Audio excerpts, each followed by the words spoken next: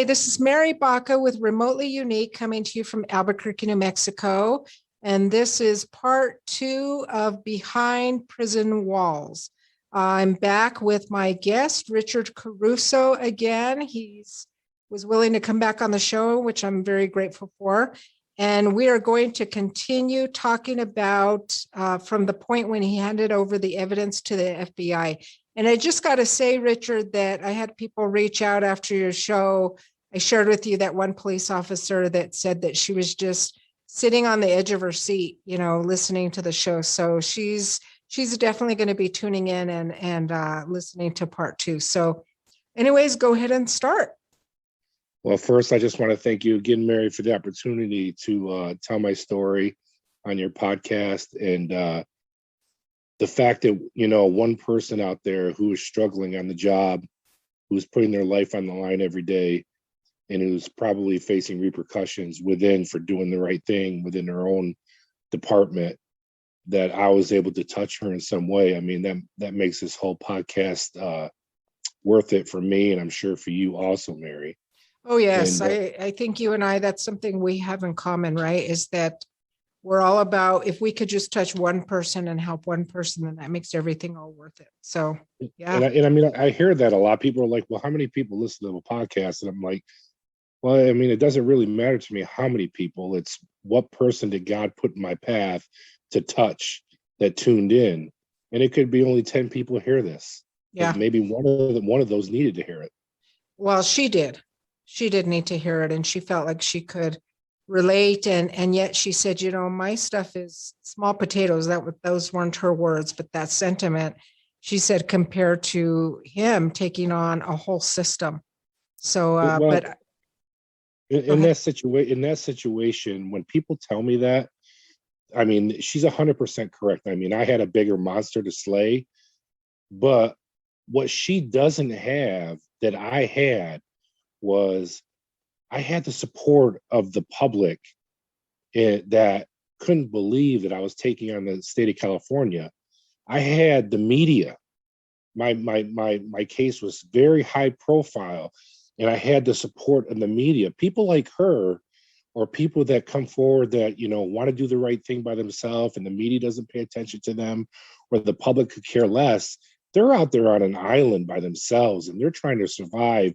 They're the real heroes that are, trying to do the right thing in their job, but, maybe it's not as snazzy or shiny as my story was, but it's just as important because they're trying to do the right thing and make a difference, but it's not on the evening news. So right. My heart goes out to her and those other officers or first responders or anyone working in a job that comes forward, and because they're ostracized, they're basically starved out. They try to push them out through workers' comp. They try to make mental illness a focal point, saying that they're suffering with stress and they need to be off the job. In reality, most of them just want to do the right thing and go to work and do their job and act within the guidelines of their duties. And so when I hear that, I hear what she's saying, and she's correct. Yes, I had a bigger monster to slay, and I didn't know every time I turned the keys on my vehicle if my vehicle was going to explode. I didn't know when my last day was, but I had the media. And Mike Wallace told me one time. Mike Wallace from 60 Minutes said, "Richard, never pick a fight with a person that has a barrel of ink." And I had that ink, and I had the media right there for me, watching my back all the way through. And people like her, the person that reached out, and other people in the private sector that want to do the right thing, they don't have what I have. And my heart breaks for them because their stories are just as important as mine, Mary. Right. Well, that's a really good point. And I'm sure there's lots of people like her, right, spread throughout the country that are out there trying to do the right thing and kind of going at it solo, which is the point you're making about the media having their backing. But yeah, so pick up where you left off in terms of what that experience was like handing over the evidence to the FBI that day. Boy, I couldn't believe it. I too was, on pins and needles on my end, as you told that part when you were leaving your house Right. with the FBI. Thank God at that point you had turned everything over to them, and so that they could help you more, right? Than if it would Right. have just been a few minutes later, it could have made all the difference in a bad way for you. I'm glad that you recognize that. But when we later on here, when we talk about the movie and we talk about Felon, everything that you've heard from episode 1 and leading up to what we're going to talk about the movie Felon, this is not in the movie Felon. So Right. Felon is based on my true story and some of the things that happened inside Corcoran State Prison. And I am a producer. I helped write it, and I was involved from the first day. But what you're hearing is the actual true story behind Felon. And so when you hear my story and you watch Felon, it's going to make a lot better sense to you than if you watch Felon and wonder, well, how does this, mirror Richard's story? So I'm going to start with where I basically the FBI had assured me that, you know what, Richard, we're starting this federal investigation and we're going to clean up the Department of Corrections, and we're going to we're going to hold these people accountable, and we're going to have your back.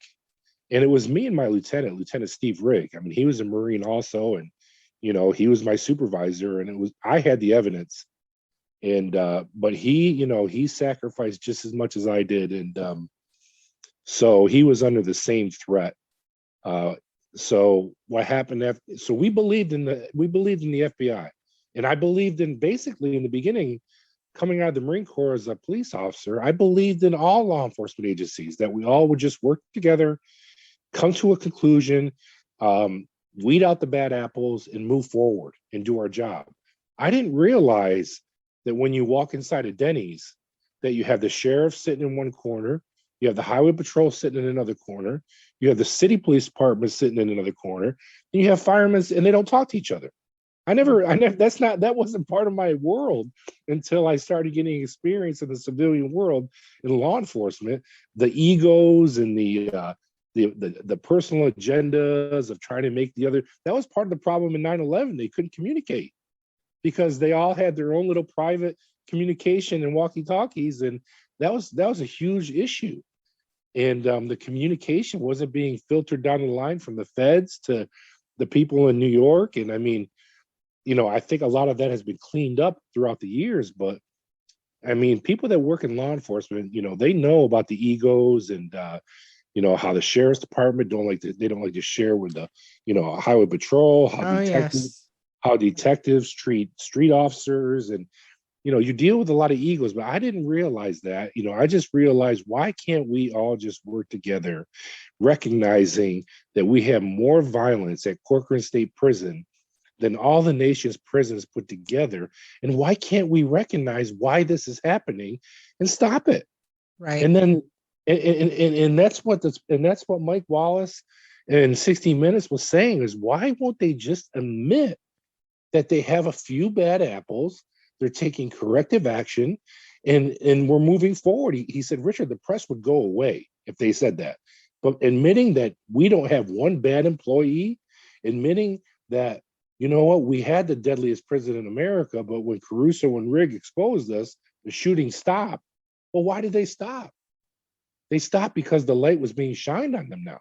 So that was blaring. So after I handed this stuff off to the FBI and the U.S. Attorney Conklin out of the Fresno district, out of Central California, they had assured me that they got my back. And I'm going to tell you one thing, Mary, and I'll share with your audience. The only thing that saved me in the end was every time I made a phone call from my home. We didn't have cell phones back then. This was 1994, 1995, 1996, 1997, 98, 99. All these years, I'm under the stress of this investigation. I don't know if I'm going to die that day. But every time somebody called me on the phone at my home, I recorded them, including the FBI. And you're going to see after I get done telling you this story how and why important that was. Well, at that point, you would have to, because I would imagine you didn't know who you could trust. I didn't Really? know who I could trust, but I wanted to believe that the people that I sacrificed everything for, my career and everything, and turned the evidence over to the FBI had my back. Right. They promised me. They were telling me. I kept funneling stuff out of the prison for years and giving them information. And Oh, years. Wow. Okay. over the years, they're telling me on the phone, Richard, you've never been the focal of any investigation. Richard, if we were in your shoes, we would have thrown all that evidence in a dumpster. We can't believe you've done this.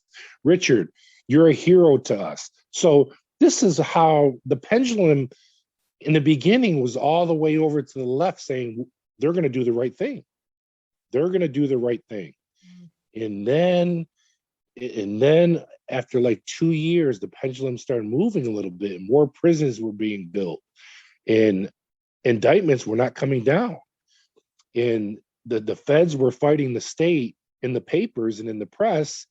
And the state of California started a multi-million-dollar investigation at the allegations that were being talked about in the press. So you got the state investigating the state, and then you got the feds investigating the state. So naturally, the state is not going to find anything wrong investigating themselves. But so what the state is investigating are the whistleblowers, me and Rick. They're coming at us, and they're trying to discredit us. So Of course. Right. My whole belief is in the FBI. The FBI is going to watch my back. They know I'm risking my life for them. They know that, you know what? They know. I asked, shouldn't me and Rick be in a witness protection program? I go, we shouldn't be walking in to 6,000 inmates every day, not knowing if it's our last day. I mean, Mary, I would be home. I remember one time, shortly after I handed over the evidence, about a month went by. I was at the prison, and I got an emergency phone call from my wife at my house, and I could hear the banging on the windows. Someone was banging on the windows, and she was in the closet on the phone with my daughter, and they were trying to break in the house. I don't know if they were trying to scare her, but I had the police department on the way responding. When the police got there, they saw footprints all throughout the flower bed. They were banging on my windows. Now, you got to understand, the town that I lived in was called Hanford, California. Around that town, there's 4 prisons. So this is cop land. Everybody in that community has a tie to the Department of Corrections. So it was a huge prison boom. And I was basically exposing, the lifeline of many of those families that were being fed by the prison system.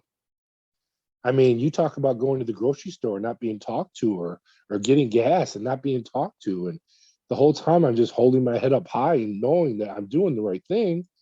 And Because in their eyes, you were the bad guy. You were taking money out of their pocket. By exposing the prison system. Right. Yeah. So I mean, the death threats that would come in over the phone, going up into my yard and peeling out, doing donuts in my yard, banging on the doors in the middle of the night. I mean, this is the life that we lived out there. And I asked the feds, I said, listen, shouldn't me and Rick be in a witness protection program? Why are you leaving us out here on the island? And they said, Richard, you guys are peace officers, and peace officers are supposed to tell the truth and do the right thing. You're doing what you're supposed to be doing. So it's not like you're a criminal or a mafia member that needs to be hidden because you need to be in witness protection. I go, well, basically, we're up against like a mafia, the prison union. They want us dead. And so no, they weren't going to put us in a witness protection program. And so we were out there by ourselves trying to survive. And the way that we were able to survive is that the inmates, the Mexican mafia, the Black Guerrilla family, the BGF, the Aryan Brotherhood, the Nuestra Familia, the Texas Syndicate, all these gang members couldn't believe that these 2 cops are standing up to stop the violence. So they allowed us to exist behind those prison walls because, I mean, they're the ones that could have ended it at any time, and they wouldn't do it. So I had the belief that the FBI were the good guys, and the Department of Corrections were the bad guys. But I was working for the Department of Corrections. So we're about 6 months into the investigation, and I was in the first tier to be promoted to sergeant. I hadn't been promoted yet, but now, you know, I now that I'm the whistle, everyone knows who I am. I get a call from my warden, and he goes, "Richard, I'm going to make you a sergeant and this and that." And I said, "Stop, sir, stop." I go, "Listen, I should have picked up sergeant 6 months ago." I said, "I don't want it." I said, you know, you're not going to make me a sergeant and promote me, and it's going to be a quid pro quo, and I'm going to recant everything that I told the FBI. I said, I'm fine just being an officer. And, you know, he saw that I saw what he was doing. I mean, there's basically I was trying to bribe you. trying to bribe me to keep my mouth shut. So I was always consistent with my story, and always consistent. And I talked to a friend of mine last month, who Mark Arax, and Mark Arax is a huge piece to the puzzle of exposing Corcoran. He was the journalist for the Los Angeles Times. Mark Arax had my back, had Steve Riggs' back, had the other whistleblowers back from the beginning. He told the story. He came under a lot of heat. He had death threats. He uncovered a dirty system, and he would not go away. And Mark told me last month, he goes, "Richard, even after all these years, 20 some years," he goes, "one thing about you, your story never changed. It was always consistent." And I've always said, when you tell the truth, your story never changes. There's no reason to make stuff up. I mean, it is what it is. So basically now 2 years go by. That's a great article. And in fact, and I posted it on Facebook. So anybody can pull that up and know what we're talking about now with, or what Richard is talking about with regard to the article in the LA Times. Yeah, he's like a true hero to me. I mean, he saved my life. Mark Arax saved my life, and I'm forever indebted to him. But so now 1 year goes by, 2 years go by, and the investigation, and we're like, well, how come they're not bringing down indictments? Now the union for the officers that are being accused, they're running commercials on TV in Fresno about how hard the job is as a correctional officer. As correctional officers get assaulted every day and get feces thrown on them every day. You know, our job is hard, and they're trying to sway the public. And Arax is coming at them hard. He's exposing, you know, what they're trying to do. And so I had to meet with the U.S. attorney, and I went in to meet with him, and he slammed the Fresno B on the table. He slammed it down on the table, and he goes, "God damn it, Richard, no more press. No more press on this." And I'm like, what? I'm like, the press are the only people that are watching my back. The press are the only people that are holding these people accountable. You people are not doing anything. You say you're investigating, but where are the indictments? You've already got a grand jury formulated. Where are the indictments? And he was pissed that, you know, that we're keeping this in the press, and the press want answers. The press want to know, you know, hey, what's going on with this case? Are you going to indict, or are you going to dismiss? So now the pendulum is moving back to the middle. The state is investigating all the whistleblowers, right? We had over 2,000 shootings at Corcoran on the shoe yards with less than lethal weapons. We used the block gun. It shot out, it was 37 millimeter, shot out 5 blocks, wooden blocks. And we had a 9 millimeter that shot an explosive round, HEK 9 millimeter. And we had a Mini 14 that shot a full metal jacket. I would always shoot the knee knockers, the blocks. So I had the most shootings at Corcoran with the blocks. Okay, so if anyone could talk about the expertise of shooting a non-lethal weapon, it was me. Okay, and I'd been investigated. Whenever you shoot the weapon, there's an investigation, and you're always cleared, right? So I was always cleared, except one time where this inmate went out in the yard. He got on his knees. I told him to get down. He wouldn't get down.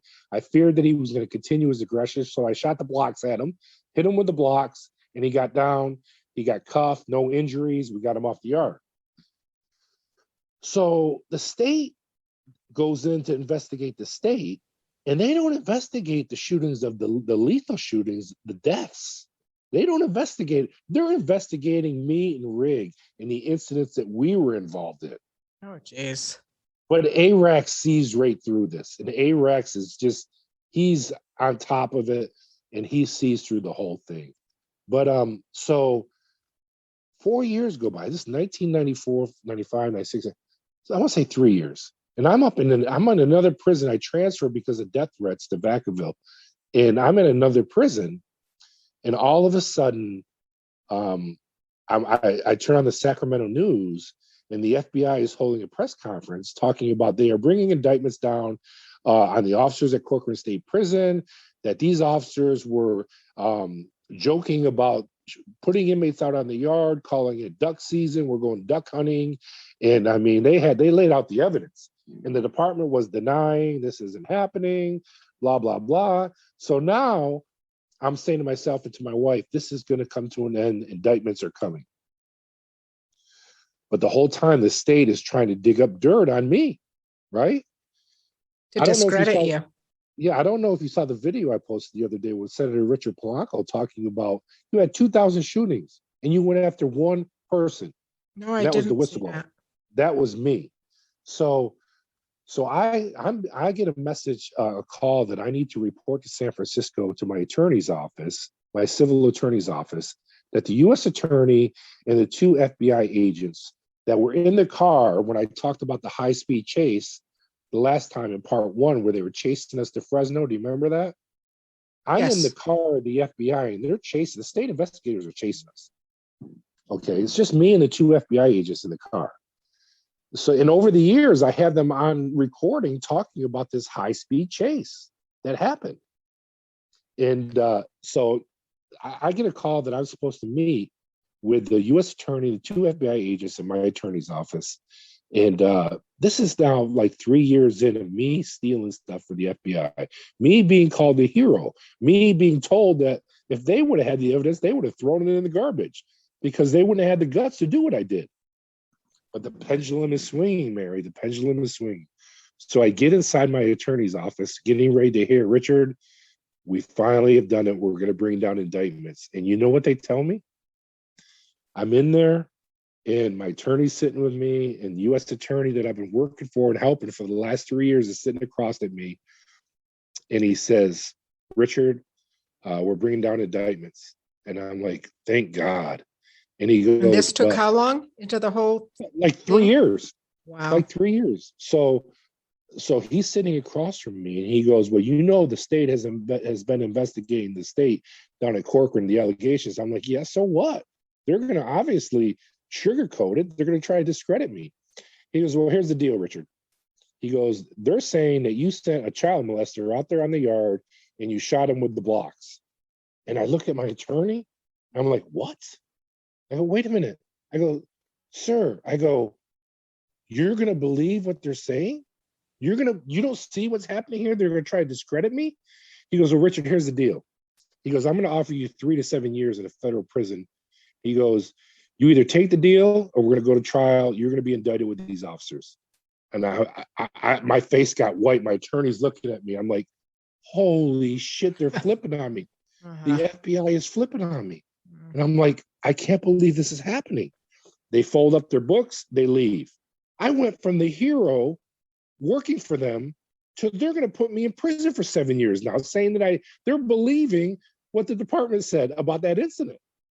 That is crazy and scary. This is not in the movie. Yeah. So this is what's happening. So I'm sitting there, my wife is crying. It cost me $10,000. I was living on credit cards. I had no money. I went and got the highest profile attorney out of San Francisco named Harold Rosenthal. And he listened to those tapes of me and the FBI over the years. And he wrote down everything they were saying to me. And he requested a meeting down in Fresno with the U.S. attorney that just offered to put me in prison for 7 years. And so he goes down there and he goes in the 2 FBI agents that were in the car are in the U.S. attorney's office with him. And he starts reading off, didn't you say Mr. Caruso was a hero? Didn't you say that you would have never handed that evidence over? Didn't you say he was never the focus of any investigation?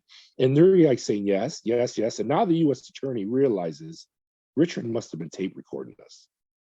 So he asked my attorney to step out of the office. And then he comes out and he goes, "Oh, we're not going to indict Richard." And my attorney goes, "You're goddamn right. You're not going to indict that kid." I go, "He's worked for you for the last years, putting his life on the line every day. You're goddamn right. You're not going to indict him." So now, Mary, I'm pissed. I'm pissed at all the FBI, the state, everybody. I'm out on the island by myself. You're And like, that's to when heck with all of you. yeah. You know? So that's when I get a call from the Capitol in Sacramento, Senator Richard Polanco, who is out of Los Angeles district, and he's the head of the Democratic Party. And he said, "Richard, I need you to come up here and sit with me and my fellow senators. We're going to have hearings on Corcoran State Prison, and we need you to brief us and tell us what happened and what you gave the FBI. Would you be willing to help us clean up the department?" And I called my attorneys and I said, "Hey, listen, I just got a call from the Capitol, and they want me to come up there and meet with the senators. They're going to have these big hearings, and I got to testify." And my attorneys were like, "Richard, you can't go up there. We filed your civil lawsuit. You're just going to be a little fish in a huge ocean. They're going to eat you up." I said, "Listen, we're not even at summary judgment with my lawsuit yet." I said, "These guys want to clean up the department. And that was my goal from the beginning, is to clean up, to right the wrong. I'm going up there and I'm meeting with Senator Polanco and the rest of the senators." So I went up there for 2 days and I sat with those senators and I briefed them and I told them everything I did. And I gave them all the evidence that I gave. And we went in there and we had hearings for the next 2 weeks. And they called in all the bad guys and they chastised the Department of Corrections and they chastised the director of corrections. Walked in those hearings, looked at me, and he just bowed his head in embarrassment. And they came down with new legislation for extra protection against whistleblowers. They changed the hiring practices, making new psychological evaluations for new hires. They changed the shooting policy. We're no longer putting rival gangs out there on the yard. So me and the other, and Rig, we definitely right there are being justified in making change in the department right there before the trial of those officers even happened. So this whole time, the feds are watching this whole show, right? Of me up there testifying. They're offering me 7 years. This is still pending. I'm going to go to prison for 7 years for something that I never did, that the department made up to tarnish me because they knew I was the witness. Well, I can't believe the feds didn't see through that. That's crazy. Oh, no, they saw through it. I'm going to tell you why they saw through it and why they wanted it to happen. Mary, 5 prisons around that area. The U.S. attorney knew that he could not, through voir dire, get anyone on the jury that didn't have a connection with someone working at that prison. He knew he was going to lose. He wanted the case to go away. And me and Rig and Arex kept putting it in the press, and it was pissing him off that we forced his hand to indict. He wanted this all to go away. And he knew that if they were found guilty, it was going to open up Pandora's box, and he was going to have hundreds of lawsuits, multi-million-dollar lawsuits, from inmates that have been shot, killed, and maimed. This needed to go away. Mm-hmm. So that was the quid pro quo, that he made a deal with the department, I believe, that, you know what, we're going to indict these officers, but we'll get Caruso too, right? So I go up there and I meet and I make connections with these senators. Now I'm dealing with Adam Schiff. You know Adam Schiff from seeing him on TV, recently on TV. I'm with Adam Schiff, Richard Polanco, Quentin Cobb, heavyweights, and these people are raising their hand and they're slamming the department in the hearings, and we made a huge change. So after the hearings, I go home, and I'm happy, and my attorneys are like, "Richard, you did great, and we did a great thing." I'm like, "You're the ones that didn't want me to go up there to begin with." So I'm saying to myself, they're probably dirty too, my own attorneys, they're using me. Mm-hmm. So I go home, and now there's an election coming up for governor of the state of California. I was a Republican, okay? I'm an independent now, but I was a Republican. I'm tough on crime. I'm no nonsense when it comes to crime. But the Republicans wanted me dead, okay? And the Republicans were about build more prisons to throw away the key, even on nonviolent drug offenders. The Democrats were about, hey, we need to find alternatives to the nonviolent drug offenders. We need to get them into some kind of programs. We're just throwing them in prison and locking them away forever is not working. So that was that's what was going on, Mary. The more violence that was being pumped into the public, the more the public was to say, hey, pay these officers whatever you got to pay them. Just keep these criminals out of our neighborhoods and build more prisons. And by me and Rick coming forward and exposing that we were creating violence that didn't need to happen, that was tarnishing. So prisons stopped right there. Construction stopped.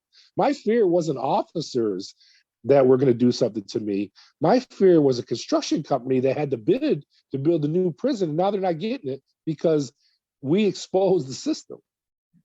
So there was heat coming at you from all angles, it sounds like. From all gosh. angles. So after the hearings, there's an election for governor for the state of California. You had the Republican nominee, Dan Lundgren, who wanted me dead. And you had Gray Davis, who was the Democratic nominee. Okay.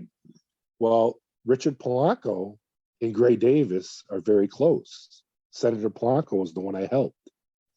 God was watching over me, Mary, because Dan Lundgren lost and Gray Davis became the governor of the United States, or governor of California. So I'm sitting there at home an evening and my phone rings one evening and it's the governor's office and it's a secretary.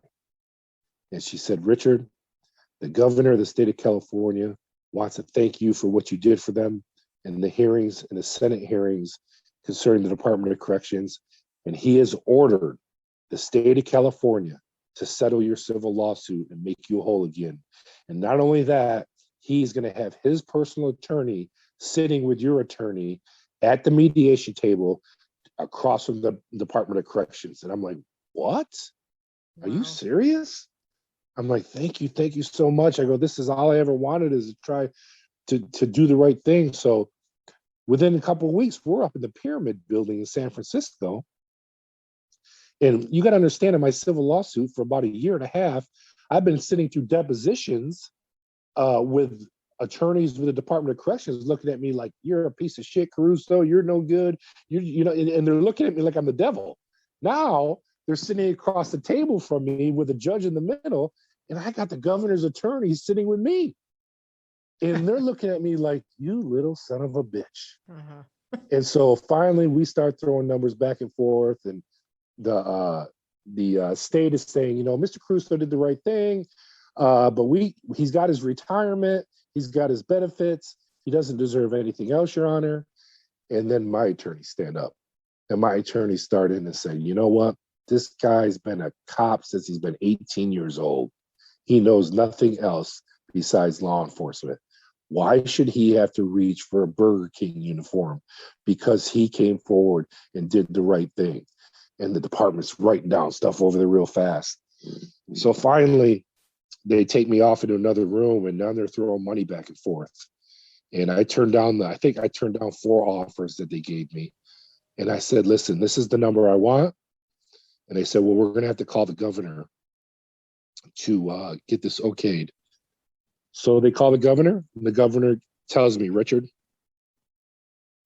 I'm going to give you this. I'm going to green like this. I want this lawsuit to settle, but please understand, go on with your life. Don't rub our face in it. Go on with your life. Don't rub our face in this constantly, and recognize and thank you for what you did, and thank you for what you did in the hearings. I said, sir, thank you so much. And at that point, I start crying. I was so exhausted. And because how many years had passed? Was that still the 3-year mark? That was 98, 4 years. Jeez. So at that time, the same attorneys that were calling me a piece of shit for all those years stood up, came across the table, started hugging me and saying, we know you're a good cop. I felt like I just pushed them away and said, get away from me. No Get kidding. away from me. You caused my life to be hell.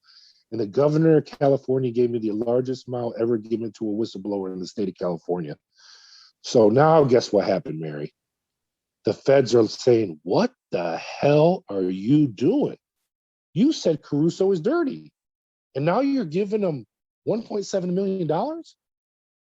And So now the feds are caught in the middle with their pants down, realizing they've been used by the Department Right. of Corrections.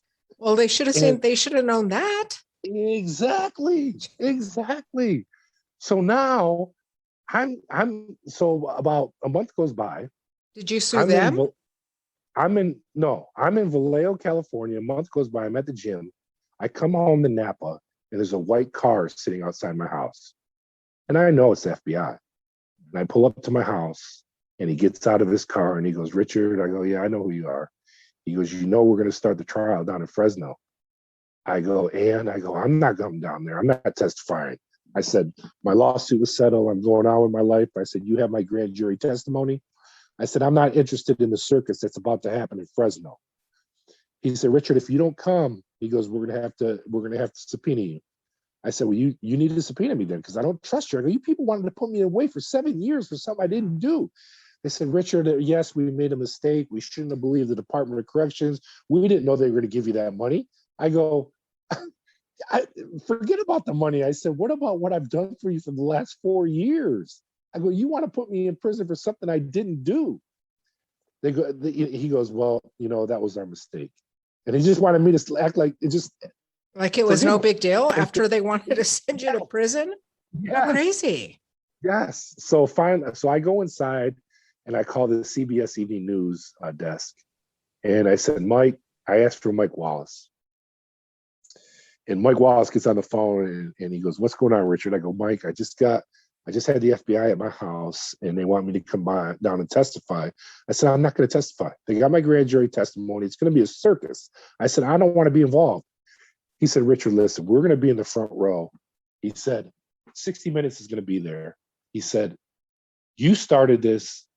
You have to see it all the way through. Regardless of what the verdict is, you don't have control over that, but you got to be consistent and see it all the way through. Do the right thing, Richard." So I said, "Okay, Mike." I said, "I will go down there. I'll testify."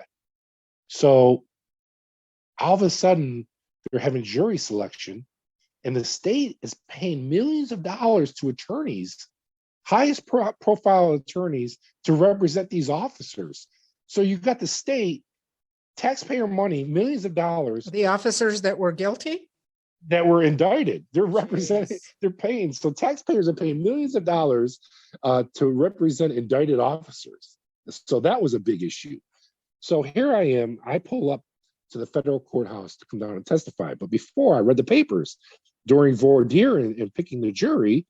And Mark Arex from the LA Times and the Fresno Bee are pointing out that the U.S. attorney is allowing people on the jury that have ties to the prison.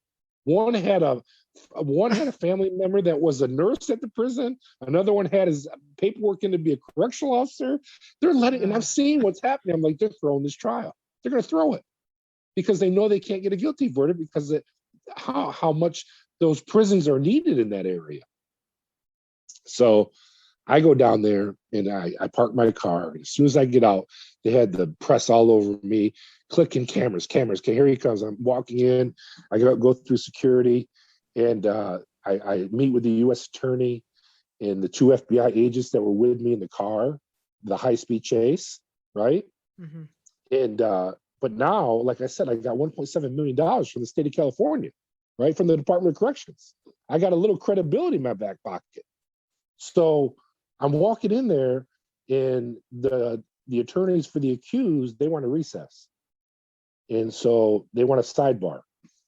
So they have me in a room and they have a sidebar, and the U.S. attorney comes in. He goes, "Richard, we just had a sidebar." He goes, "They don't want you up on that stand mentioning $1.7 million to the jury."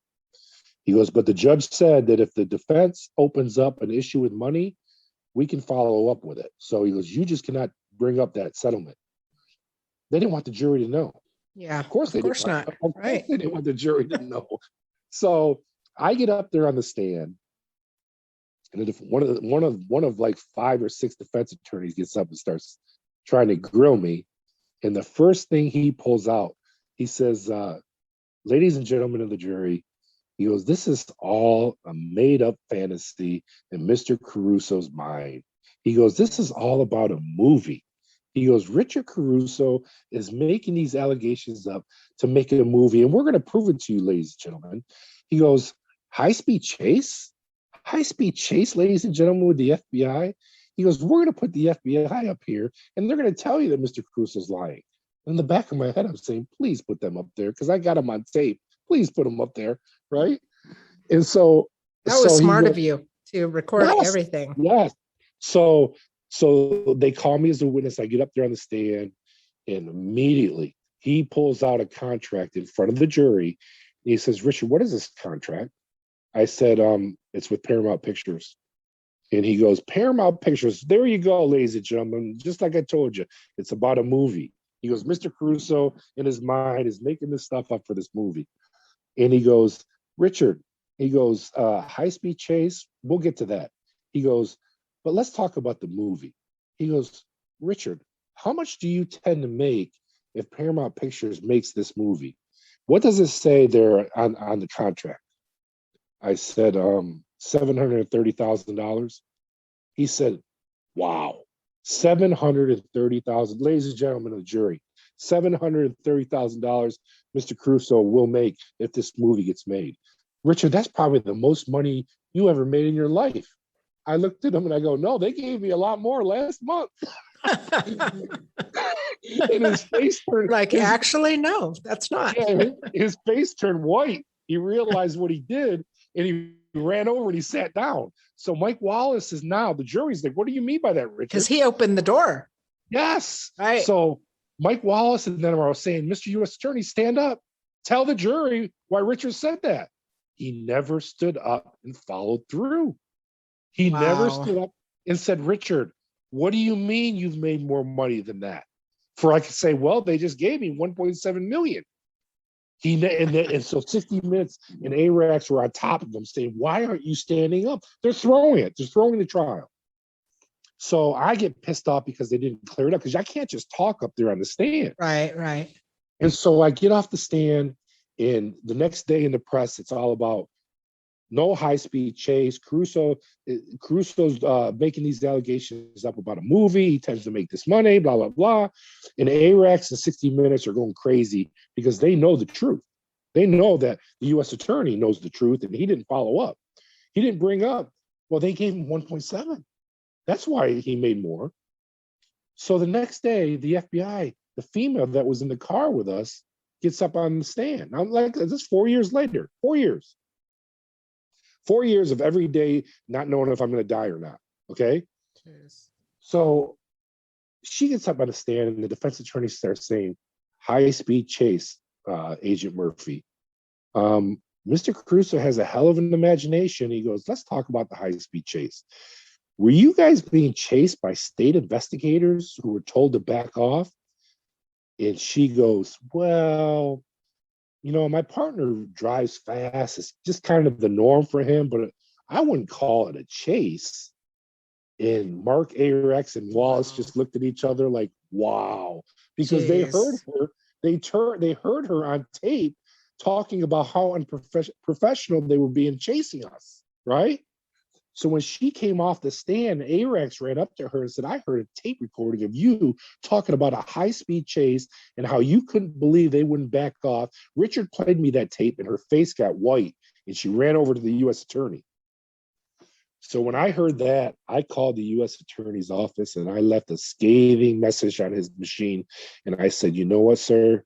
Even after you tried to put me in prison for 7 years, and I held my head high, and it cost me $10,000 to expose you, I said, I still wanted to believe you were going to do the right thing and hold these people accountable. And you threw the trial. I said, then you made me look like a liar. I said, one of us is lying. The FBI is lying, or I'm lying about this high-speed chase. We're in the same car getting chased. I go, I should have never trusted you. I should have listened to my gut. And I should have just let you use my grand jury testimony. And he wrote me a letter. And the letter, to summarize the letter, it said, Richard, first, I want to thank you for everything you've done for us. Without you, we would have never had a case. He said, Richard, as far as the high-speed chase goes, he said, sometimes in life, two people could be at the same place at the same time, but have different stories and both be telling the truth. And I'm reading Except this you had saying, the recording. Yes, I'm reading this saying that is total bullshit. One of us is lying, right? One of us perjured ourselves. One of us is lying. So at that point, they came back and they found those officers not guilty down there in Corcoran. And Oh my gosh, seriously? in the prison, the press came at me and I explained to the press, I said, for me, it was never that those officers woke up that day and said that they were going to kill the inmate Tate. It was a system that was out of control. It was a system that was being allowed by the powers to be in the Department of Corrections. The system has changed because of the Senate hearings. I said, I'm fine with it. I'm going on with my life. Lives have been saved now because the policy no longer exists of integrating those yards.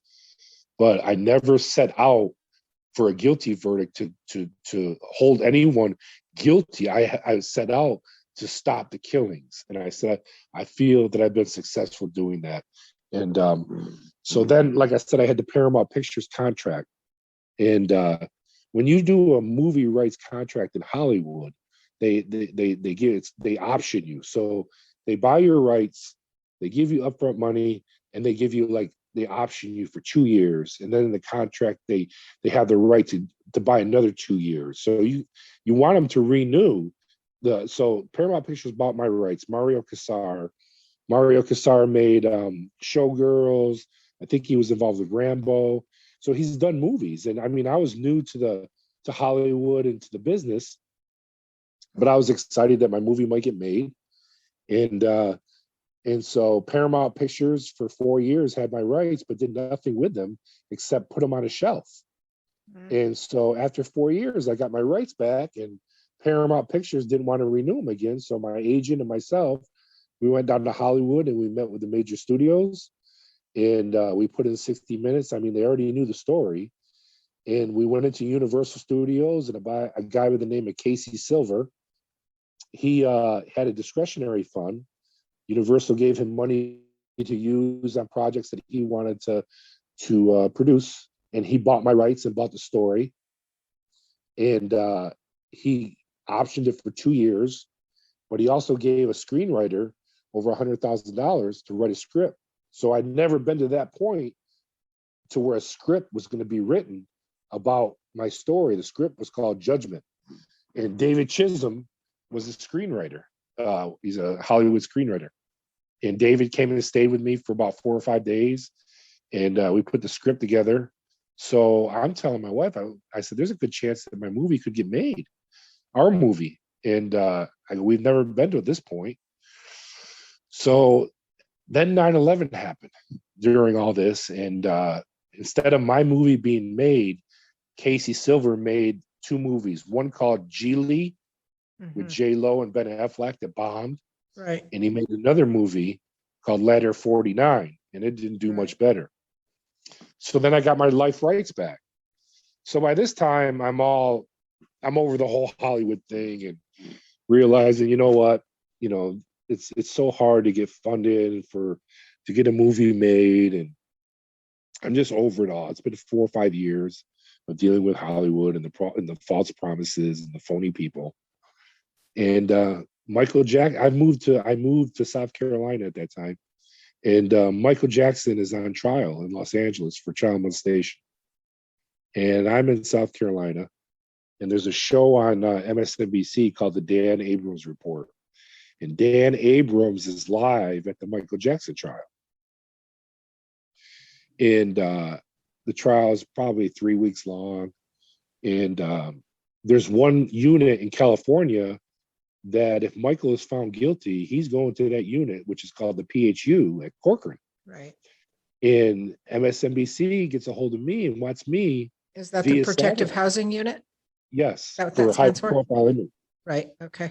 So I'm on the Dan Abrams show, and I'm via satellite from South Carolina. The jury is out on Michael Jackson. Michael's probably watching me and Dan explain what his day is going to consist of if he's found guilty.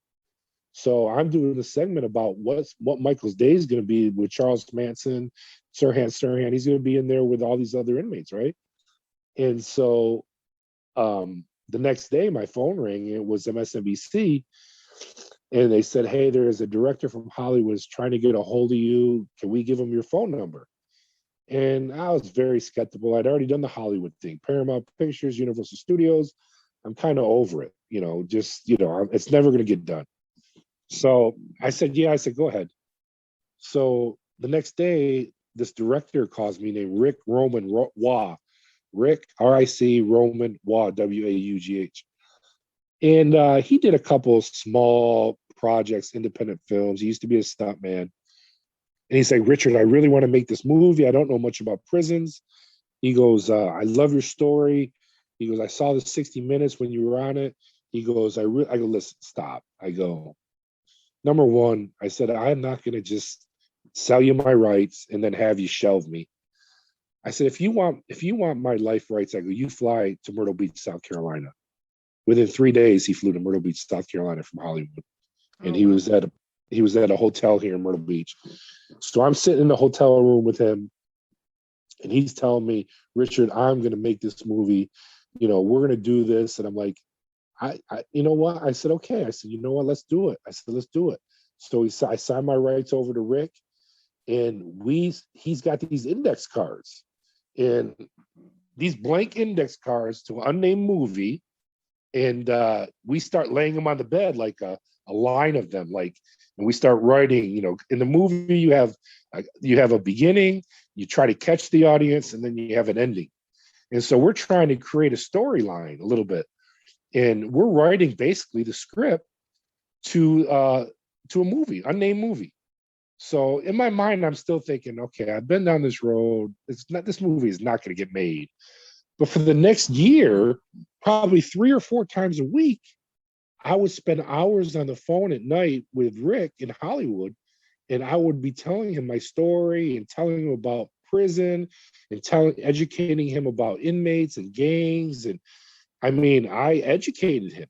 And he's like, for instance, he's like, well, Richard, if we have him on the bus and he's a minimum security inmate, how do we get him in the maximum security? So I had to create a whole scenario of an incident that happened where a sticking happened and took him into so I had to create all that. And so a year goes by and I get a phone call from Rick. He goes, hey, pack your shit. You're coming to Santa Fe, New Mexico for 8 weeks. I go, what? He goes, we got funded by Sony. I'm like, wow. Are you kidding? I said, are you kidding me? And so just to give a time frame, how long after the court part ending was that? How long did that take?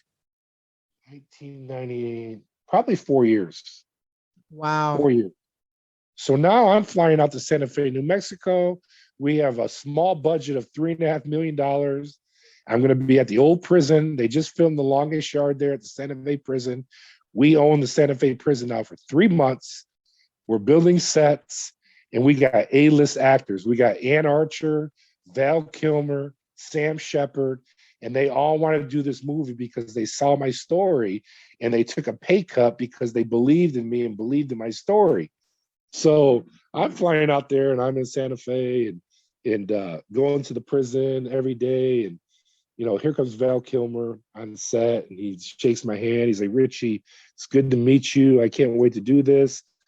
And I'm like, and so me and Val, we're talking, and I'm trying to explain to him about being an inmate and how to act as an inmate.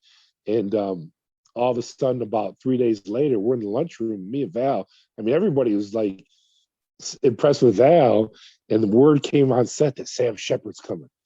And like people in the business know Sam Shepard is a major Hollywood movie star, right? He has been in so many movies, like The Right Stuff, The Notebook, Steel Magnolias. And so this guy walks in the lunchroom. I'm sitting there with Val Kilmer, and he walks in the lunchroom in these jeans and a flannel shirt. Looked like he just came off the farm. He's from Kentucky, and he married Jessica Lange from yeah. And he walks in the lunchroom, and he comes over with his tray, and he puts it right in front of me, grabs my hand, and says, Richard Caruso, so great to meet you. and just starts talking to me like he's like my uncle, and just so down to earth, nice. Didn't act like a movie star. Didn't want any kind of acknowledgement. And Val just picked up his tray. He got his feelings hurt and left because it was like Sam stole the show. Everybody was like so impressed at how, because Val kind of likes to be recognized as the movie star, but it's The like, top dog. yeah, Sam could care less. Sam came in there, God rest his soul. He came in there and he was just so down to earth and just like one of the guys. And it was like Val Kilmer had a chair on set, and everyone was told, "Do not sit in that chair. No one's allowed to sit in Val Kilmer's chair." And I'm like, forget that. This movie, this movie's about me. I sit in the chair, and Val, he's just looking at me like he wants to say nothing. I'm like, what? I go, what are you, too good? I can't sit in your chair. So, but Sam Shepard would never expect that. He would give his chair to a homeless person. Sam Shepard was just an awesome person. Ann Archer, down to earth, Stephen Dorff. I made some beautiful connections out there on the set.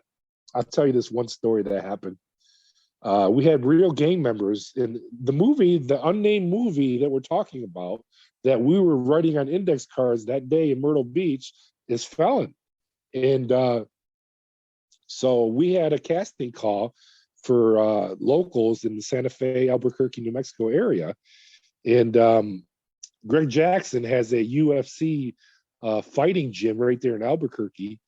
And so a lot of his fighters came down. Jackson Winks, huh? Yeah, they came down to audition. And so we had all the fighters down there. We were auditioning them. And we also had gang members, real gang members. A lot of them had been in Breaking Bad. So our casting agency had brought them in, a lot of ones that were in Breaking Bad. But I got to be close friends with a lot of those guys, right? And I flew a guy out from Myrtle Beach, and he was going to be one of the white boys in the movie. And he wanted to get a tattoo. And I'm like, okay, well, we'll go out in Santa Fe and we'll get you a tattoo. He goes, no, I want one of these gang members to give me a tattoo. I'm like, what? I'm like, what are you talking about? And I don't know if you've ever been in the old prison in Santa Fe, but it's huge. And it has there's like thousands and thousands of blind spots and cells, right? There's ghosts. There's actual ghosts in that prison. Yeah. I will tell you. Yeah, from the riot. That place is haunted, exactly, from the riot. And so Scotty wants this tattoo. And so there's this Mexican extra. He was a gang member. His name's Isaac. And Isaac is a tattoo artist. So one day we get done shooting, and this other Mexican gang member, Bam Bam, says, hey, Holmes, he goes, your homie wants a tattoo. He goes, meet us at the Holiday Inn parking lot after you get off the set, and you guys can follow us. So I'm like, what? I said, I gotta be on set the next day at like 6. He goes, oh, it's all good, homie. He goes, just follow us and we're gonna tattoo him. And so I go to Scotty, I go, Scotty, these guys are gang members. He goes, I go, do you know what we're doing here? He goes, oh, it'll be fine. So we go out to Holiday Inn in Santa Fe. That's where we were staying. And here comes this lowrider pulling up, and it's all creaking. It's all filled with jumping up and down. Yeah. Oh, yeah. It's Hispanic gang members, just full, right? I'm like, here we go. But they love me. I mean, because, they're in the movie. So they're like, okay, Rich, he goes, follow us. So we start following these Hispanic gang members out in the desert. I'm like, Scotty, this ain't good. The sun's going down, it's getting dark. And we're going way out in the desert, right? Probably 10 miles out in that desert. All I'm thinking about is Breaking Bad, where they're burying dead bodies out there, right? So we're following them out there, and I see this little light out there, and I realize it's a home. And so finally they pull up to the house, and the music is blaring. It's all Hispanic music, and the homegirls are out there, and you can smell weed in the air. And I get out, and I'm like, what the hell am I doing out here, right? And I got Scotty, and Bam Bam goes, bring your homie in the house, Holmes. So I bring him in the house, they lay him down on this like couch, and they start tattooing on his stomach, right?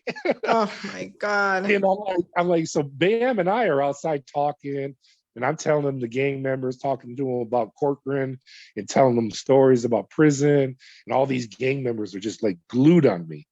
And so like 2 hours go by, and I got to get back to Santa Fe because I got to get up in the morning. I said, Bam, how much more time, man? And he goes, Isaac, how much more? He goes, I need at least 2 more hours, Holmes. I'm like, I go, Bam, I gotta go. And Scotty goes, you can go. They'll bring me back to the hotel. I'm like, Scotty, you want me to leave you out here by yourself? He goes, it's fine. He goes, they're cool. It's fine. I said, Bam. I said, look in my eyes. I go, Bam, can I trust you? He goes, brother. He goes, I will not do you wrong. I'll bring your homie back. I promise.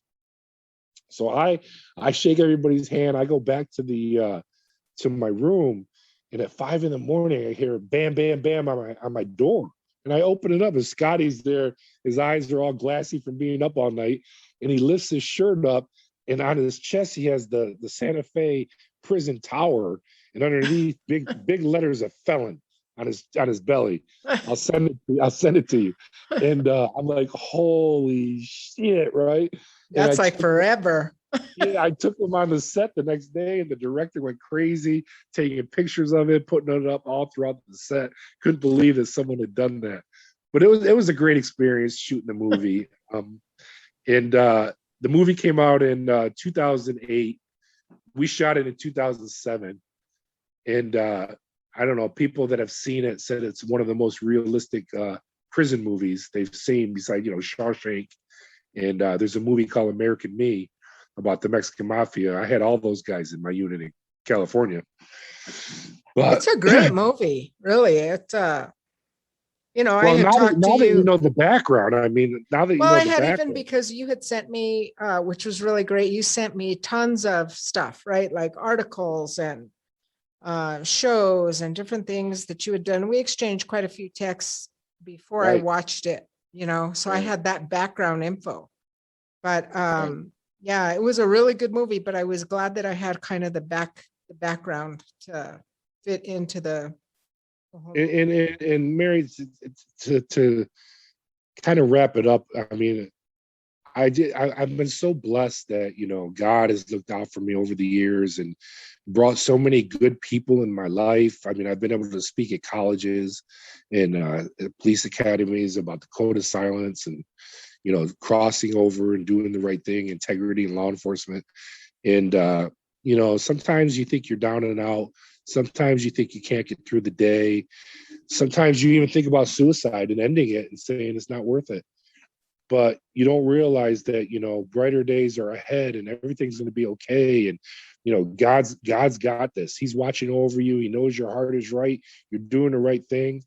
And I have been so fortunate and blessed to have good people come into my life and cross my path that the only one that can mess it up is me.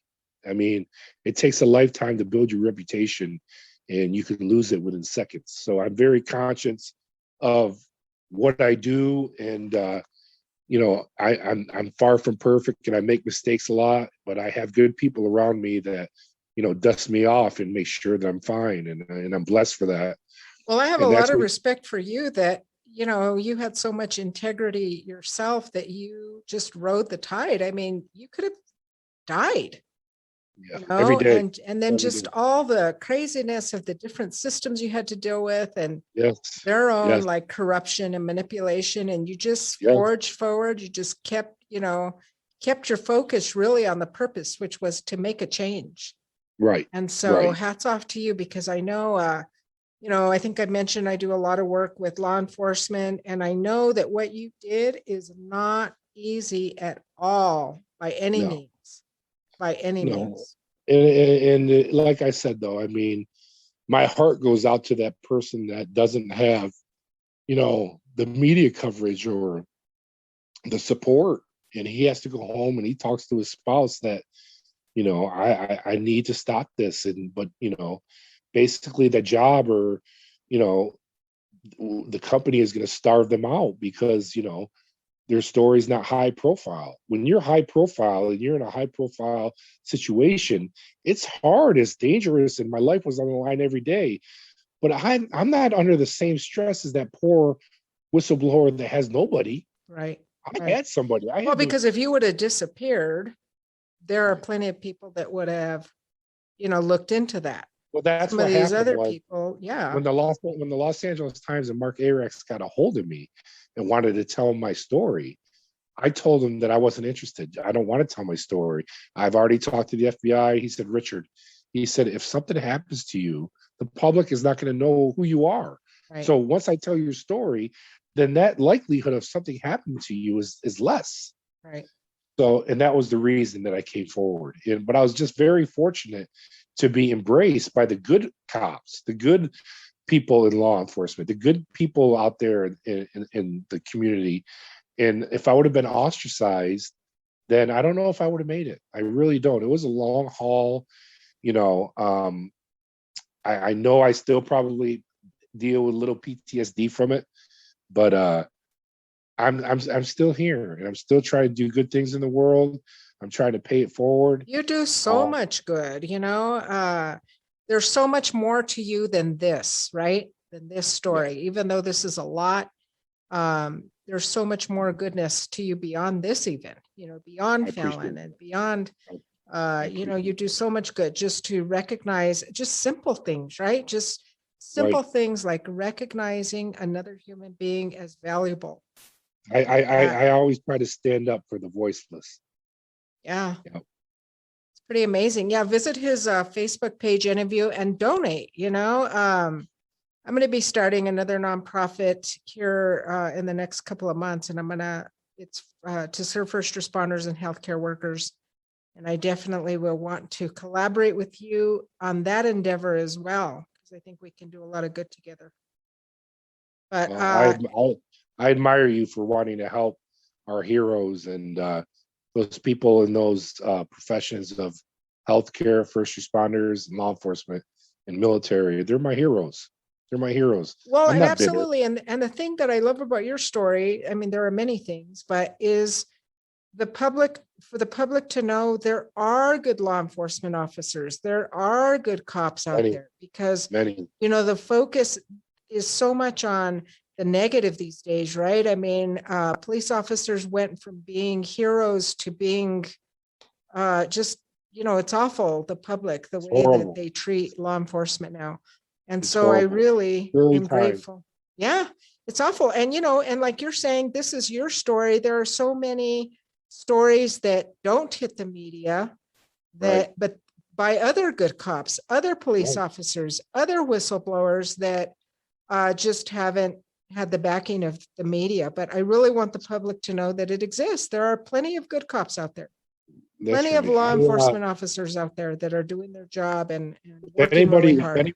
If anyone deserves to be bitter against law enforcement, I would be a prime candidate.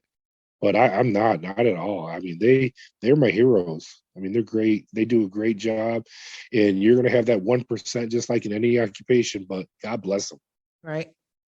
Yeah, they really need it these days, because they are their morale is super, super low. They don't feel appreciated, really hardly at all. So this is good. And, you know, it's nice because we are recording this. It'll be on my website forever. I'll be talking about this interview for many, many months and probably years to come. So that's good too, you know, because I've had a couple people from Albuquerque reach out to me, and I accepted them on my Facebook. But you people out there in New Mexico, you know, my only experience with you was doing the movie Felon. I stayed out there for 8 weeks. You all embraced me. You showed me love. I was up in Taos. I love New Mexico and the area, and just great people out there. Beautiful, beautiful area. Awesome. Thank you so much. Before I let you go, because people are going to want to know, you know, working with Charles Manson and Sirhan and those kind of people, what would you say about that? Anything that stands out? Well, I mean, like I said, I'm not a sympathizer when it comes to crime, but sometimes when a person, you know, is raised in an environment of dysfunction and violence, and Charles Manson's mother was a prostitute. He came up, I mean, she gave him away for drugs. And I mean, he was in the juvenile system. He was beaten in the juvenile system. He was raped in the juvenile system. And then he went in the adult system and was victim of assaults. And he learned how to survive with his mouth, gift of gab, and how to manipulate the convict. And all he did was take that gift of gab and down in Haight-Ashbury and fed that Kool-Aid to those young kids. And it's kind of like BLM feeding that Kool-Aid to these young kids and making them feel guilt for being white or Hispanic. I mean, it's the same kind of concept. But Charles Manson, I mean, I have tons of stories about him because I was with him for many years, but he couldn't hold a candle to some of the killers that I had. And he loved the media attention. He loved the notoriety, where some of these other killers, I don't even think they were cognizant from day to day. They had evil in their eyes. And but Charlie loved the publicity, and I mean, it kept him going. And Sirhan was my clerk. He typed my reports. He was probably the only man that I've ever met in my whole life that changed the course of history with his one action of killing Robert Kennedy, Senator Kennedy, because Senator Kennedy would have became president, and he probably would have pulled everybody out of Vietnam. But because Sirhan killed him, that didn't happen. And but he's a model inmate. I don't think he's ever been in trouble. He's trusted within the prison, behind the prison walls, by staff. Like I said, he was our clerk, so he handled a lot of our paperwork.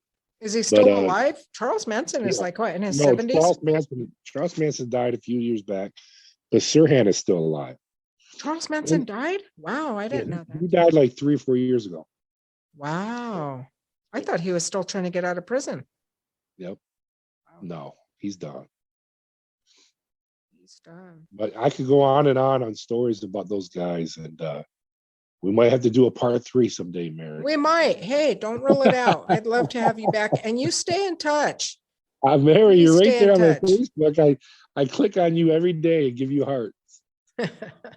I know you're over there pumping iron over there, Well, you take care, and much love and respect for you. And I know that I'll be talking to you again. So okay, much love and respect. And thank you so much, Mary. Awesome. Have a good evening. Bye-bye. Bye-bye. So thank you so much, Richard, again, for coming on the show and trying to raise awareness and make a difference. I think that's something that we have in common. Is it doesn't matter, like he said in the show, it doesn't matter how many listeners we have. If there's one person that we've been able to work together to make a difference for, then that's really what it's all about. And we both know that has happened because we've had people reach out who have listened to him, and also Jeff Marr, who was on a couple of shows ago. People were very moved by his story as well. And speaking of stories, I will not be here for the next show. I actually have a guest hostess by the name of Veronica Torres. She's a good friend of mine and also part of my holistic team. I'll be teaching a Reiki class when we would normally be recording the show, but she's going to come on and be the hostess for the day and is going to tell her life story, very riveting, powerful story about her life journey. I wouldn't miss it if I were you. And you won't have to miss it because we're going to record it as well. My producer, Mike Suarez, will be recording that, and so you'll be able to access it, like all my shows, on remotely-unique.com, the website, and also on our YouTube channel, Remotely Unique, and Spotify, iTunes, and Amazon Music and Podcast. So until then, my friends, take care of yourselves and each other and be safe. Bye for now.